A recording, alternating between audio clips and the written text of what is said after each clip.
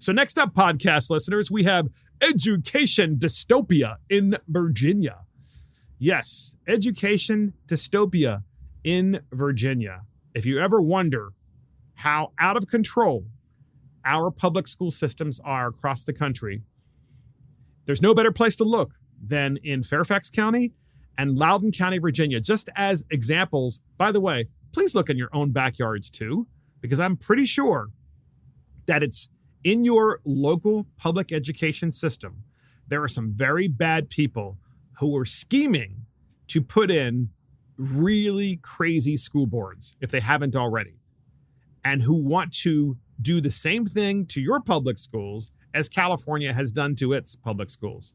So in Loudoun County, Virginia, schools tried to conceal a sexual assault against a daughter in the bathroom, a father says. So a father who has a daughter in the Loudoun County public school system said that the Loudoun County public school system, including the school board and the administration, tried to silence him and try to say that a sexual assault did not happen.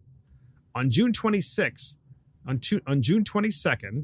Scott Smith was arrested at a Loudoun County school board meeting, a meeting that was ultimately deemed an unlawful assembly after many attendees vocally opposed a policy on transgender students. Now, this was all reported, but what's different is now the truth is coming out. What people did not know is that weeks prior on May 28th, Mr. Smith says a boy, allegedly wearing a skirt, entered a girl's bathroom at nearby Stonebridge High School, where he sexually assaulted Smith's 9th grade daughter. Juvenile records are sealed, but Smith's attorney, Elizabeth Lancaster, told the Daily Wire that a boy was charged with 2 counts of forcible sodomy, 1 count of anal sodomy, and 1 count of forcible fellatio related to an incident that day at the school. Quote, if someone would have sat and listened for 30 seconds to what Scott had to say, they would have been mortified and heartbroken, Scott's attorney Elizabeth Lancaster said. As a result of the viral video showing his arrest at the Loudoun County School Board, Smith, the dad, became the poster child for what the National School Boards Association has since suggested could be a form of domestic terrorism. A white, blue-collar male who showed up to harangue obscure public servants on his local school board. If someone would have sat and listened for 30 seconds to what Scott had to say, they would have been mortified and heartbroken, Lancaster said. Minutes before Smith's arrest, the Loudoun County Public School System superintendent lectured the public that concerns about the transgender policy were misplaced because the school system had no record of any assault occurring in any school bathroom. I mean, folks, then this guy, of course, this happened a few months ago, but now the truth is finally coming out. So a boy, high school boy, goes into a girl's bathroom. He allegedly is identifying as a transgender, allegedly, this high school boy, wearing a skirt, and then sexually assaults Mr. Smith's daughter, who is in the proper bathroom because she is a biological female. And this is the craziness that's going on in public schools. And if you try to say this, of course, if you try to say this and you're an employee of a major company and so forth, you might get canceled. You might get fired. That might actually happen. And yet everybody knows that all of this nonsense, and it is nonsense, it doesn't belong in the public school setting. That is not the function of public schools. And so we have an educational dystopia in Virginia. Here, podcast listeners, is the audio and video, and it's hard to make out the actual words and so forth. But here's the struggle that occurred when Mr. Smith was at that Loudoun County School Board meeting, and all he wanted to do was talk to the school board in an open mic setting and bring transparency to what had happened to his daughter. And do so after the superintendent of the public school system made the allegation that transgenderism isn't a big deal. Nothing could go wrong. There isn't anything wrong with it. We're normalizing it in the public school system because that's the appropriate place to put it. Well, here is the clip. You have to listen to this. Here it is.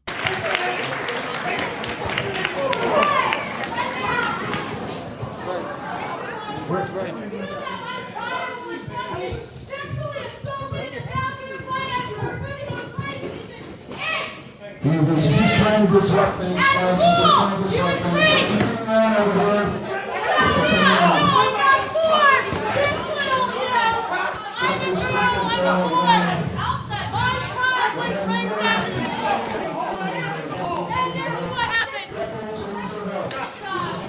So Mr. Smith had a support group there, and he was the one that was being arrested. Obviously, that was a woman saying that. I believe that's his wife or one of his supporters. And he was just there trying to get to the microphone to speak. And what had happened was, because he had already complained to the public school system, between the superintendent, the public school system, and the school board, they made the local police known. They let them know that Mr. Smith was going to attend and that he should not be allowed to speak.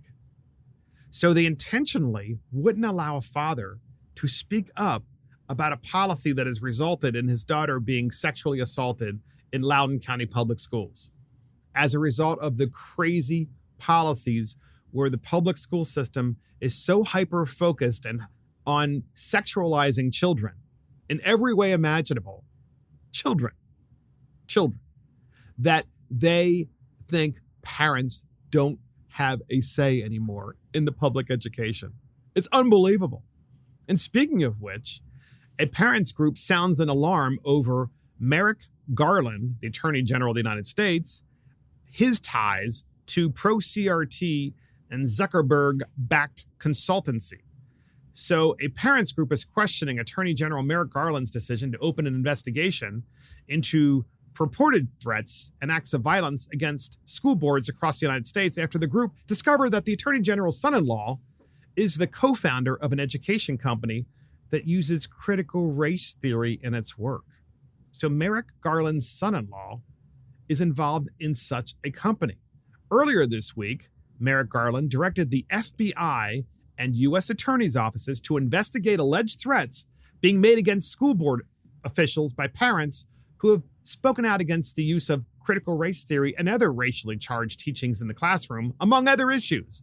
Like, by the way, podcast listeners, Mr. Smith's issue about his daughter not able to speak. But of course, I'm sure he's going to be considered a white supremacist and a threat by the FBI. Merrick Garland's direction came after a National School Boards Association wrote to the Biden administration that parents were engaged in domestic terrorism. Asra Nomani, vice president of investigations and strategy at Parents Defending Education, wrote in a tweet Tuesday that the Attorney General has declared a war on parents. His daughter is married to the co-founder of Panorama Ed, which is under fire for its multi-million-dollar contracts with school boards, she added. At Defending Ed, parents sent us tips. We raised the alarm. Now Garland is trying to silence parents. It's unbelievable. And that's exactly what he's trying to do. And also in the Daily Wire, Attorney General Garland linked to firm that stores psychological profiles of students, avoids parental consent. More than 1/5 of the nation's largest 100 school districts have contracts with a critical race theory tinged firm co-founded by the son-in-law of Attorney General Merrick Garland, who recently raised the specter of involving the FBI against parents who expressed anger over CRT and other issues at school board meetings. Garland's daughter is married to Zan Tanner, a co-founder of Panorama Education, which issues surveys to students asking if they are feeling gender fluid, and asks, how confident are you that students at your school can have honest conversations with each other about race? At least one district's contract says all the personal student data is sent to the company, which is funded by Facebook's Mark Zuckerberg under a loophole that circumvents a requirement for parental consent by counting the for-profit company as a school official and not an outside vendor.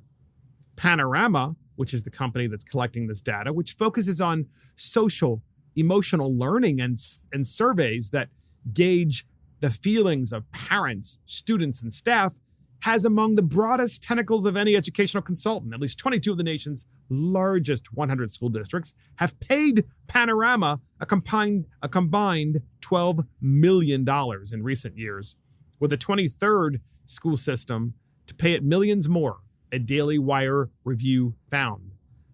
And so the article continues. As you can imagine, there's a little bit of a conflict of interest with the Attorney General of the United States and his daughter's husband, who are engaging in sexualizing students and dividing students into tribes. It's just disgusting.